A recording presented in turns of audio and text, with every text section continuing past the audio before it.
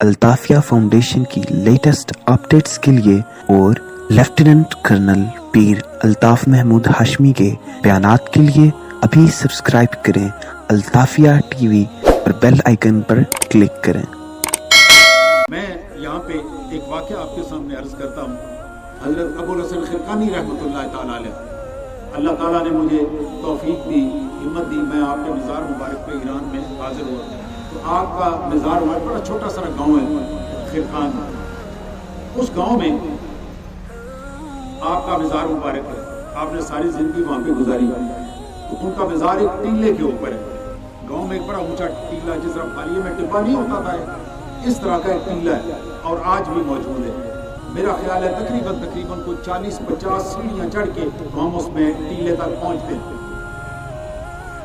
وہاں پہ جب آپ اس ٹیلے پہ چڑھ رہے ہوتے ہیں، سیڑھیاں گزر رہے ہوتے ہیں، تو اس سیڑھیوں کے دونوں سائڈوں پہ انہوں نے دو بڑے بڑے شیر، ماربل کے بہت خوبصورت بڑے بڑے شیر بنائے ہوئے، اور بابا جی ان کے اوپر بیٹھے ہوئے۔ آپ کا ایک پاؤں اس شیر کے ایک شیر کے اوپر ہے اور دوسرا پاؤں دوسرے شیر کے اوپر۔ ان کے متعلق مشہور تھا کہ وہ شیروں کی سواری کرتے ہیں۔ بابا جی کا شیروں پہ سواری کرنا یہ ان کی بڑی کرامت سمجھی جاتی تھی۔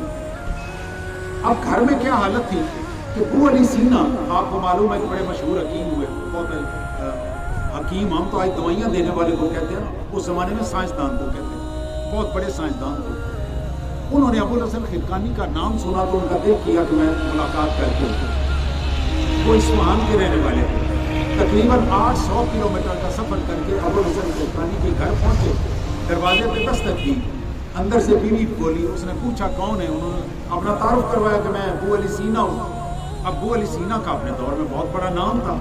اس کی بیوی نے سنا تو اندر سے جناب اور فوج پتہ نہیں کیا کیا کچھ، اس کو ایک سانس میں تو برا بھلا گالیاں والیاں دی۔ اس نے کہا ایک چلنا میرے گھر سے، ایک چلنا انہوں میرا نہ آ گیا، تو بڑا برا بھلا تھا۔ تو ابو علی سینا کے دل میں یہ بات گئی۔ وہ کہتے ہیں کہ جس بندے کی گھر میں یہ حالت ہے، یہ کیا ولی ہوگا، دفع کرو کیا کرنا، مل کے واپس جانے لگے۔ پھر خیال آیا کہ چل یار اتنا سفر کر کے آیا ہوں۔ کسی بندے سے پوچھا تو انہوں نے بتایا اس وقت وہ جنگل میں جاتے ہیں، لکڑیاں توڑ کے لاتے ہیں اور اپنے گھر میں آگ جلانے کا انتظام کرنے کے لیے۔ وہ ان کی ملاقات کے لیے جنگل کی طرف گئے۔ آگے دیکھا کہ ابوالحسن خرقانی ایک شیر کے اوپر بیٹھے ہوئے اور دوسرے کے اوپر لکڑیاں رکھی ہوئی اور اس کو لے کے آیا۔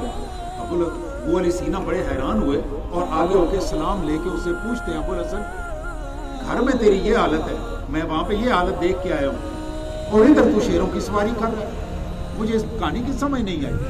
انہوں نے کہا کہ ابو علی اصل بات یہ تھی، میں نے اپنی بیوی کی زبان پہ اللہ کے لیے صبر کیا، اللہ تعالیٰ نے یہ شیر میرے زیر کر دیا، یہ میرے زیر کر دیا۔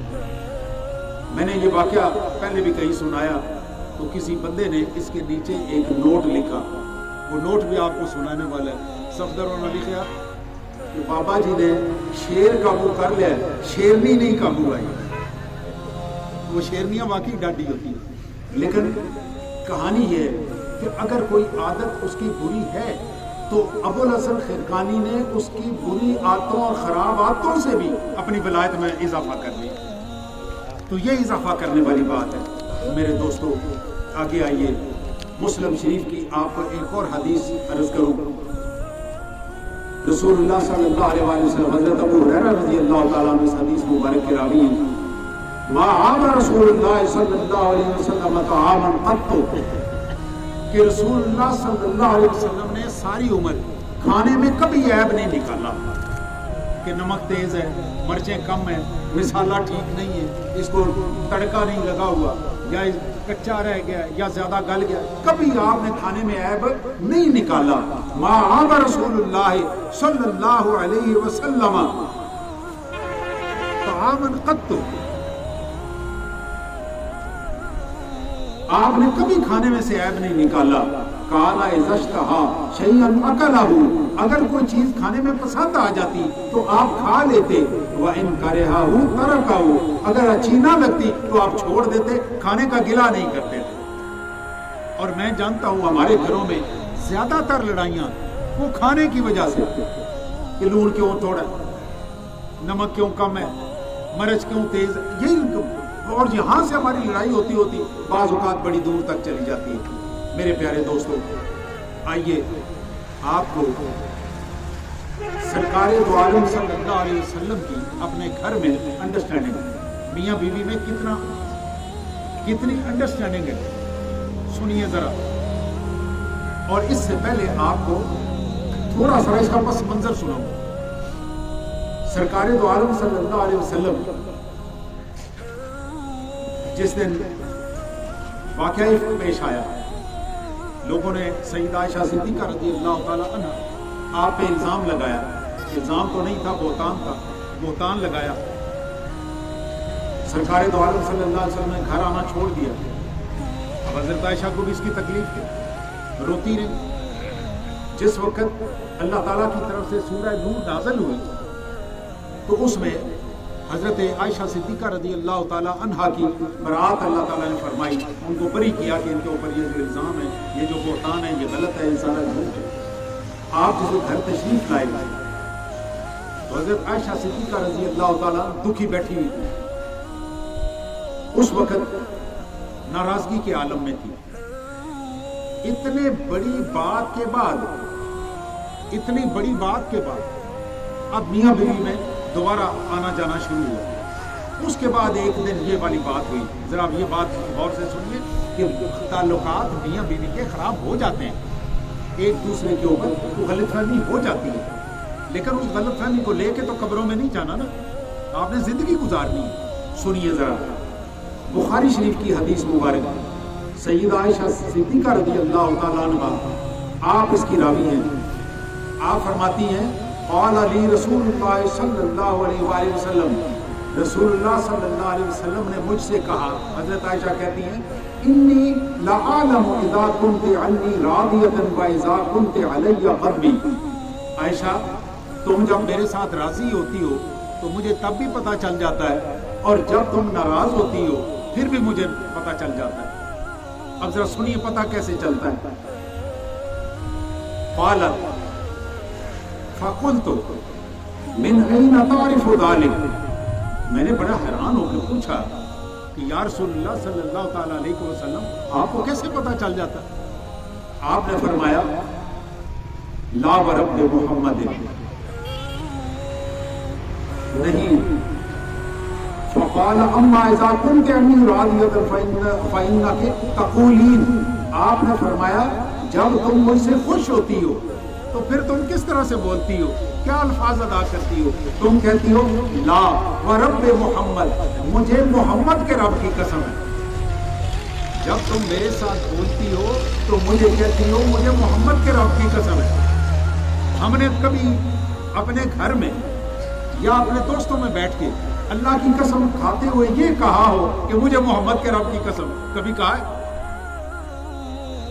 جو بندہ جو تعلق محسوس کرتا ہے, ہم کیا کہتے ہیں, مینوں اپنے پتر دی قسم, اس لیے کہ میرا تعلق اپنے بیٹے کے ساتھ وہ ہے کہ میں اس تعلق کو سب سے مضبوط ترین تعلق سمجھتا ہوں, اور میرا خیال ہے میں بیٹے کی قسم کھاؤں گا تو دوسرے کو اعتبار آ جائے گا. اور رسول اللہ صلی اللہ علیہ وسلم فرماتے ہیں کسی بندے کا, مسلمان کا ایمان اس وقت تک مکمل نہیں ہوتا جب تک میں اسے اپنے بیوی, بچوں, والدین اور اس کے بیٹوں سے بھی زیادہ عزیز نہ ہو جاؤں. اس کا مطلب ہے کہ بیٹے کی قسم نہیں کھانی چاہیے. کس کی قسم کھانی چاہیے؟ آمینہ کے لال کی قسم کھانی چاہیے. وہ کس کا رب ہے؟ محمد. رب تو آپ کا میرا بھی ہے, یہ نہیں کہ ہمارا رب نہیں ہے. لا ورب محمد, جب آپ مجھ سے راضی ہوتی ہو, میرے ساتھ خوش ہوتی ہو, اس وقت تم جب بات کرتی ہو تو یوں کہتی ہو کہ مجھے محمد کے رب کی قسم ہے. وَإِذَا كُنْتِ عَلَيَّ غَضْبِي كُنْتِ, جس وقت تم میرے ساتھ ناراض ہوتی ہو, تمہارا موڈ آف ہوتا ہے, اس وقت تم کیا کہتی ہو؟ لا ورب ابراہیم, مجھے ابراہیم کے رب کی قسم ہے, مجھے ابراہیم کے رب کی قسم ہے. تو مجھے پتہ چل جاتا ہے کہ تمہارا موڈ آف ہے, تم میرے ساتھ ناراض ہو. آگے حضرت عائشہ کیا کہتی ہیں, ذرا ان کی وجہ بھی سن لیجئے.